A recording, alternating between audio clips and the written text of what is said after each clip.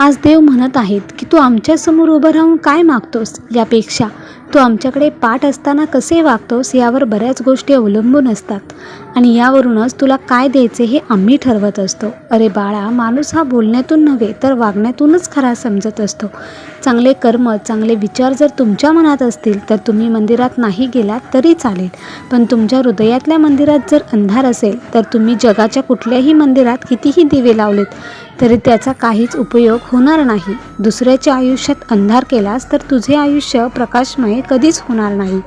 आयुष्यात आपण किती खरे आणि किती खोटे आहोत हे फक्त दोघांनाच माहीत असते, एक परमात्मा आणि दुसरा आपला अंतरात्मा. म्हणूनच नेहमी तू जे कार्य करत आहेस ते बरोबर आहे की चुकीचे हे फक्त तुझा अंतरात्माच तुला सांगू शकतो. श्री स्वामी समर्थ.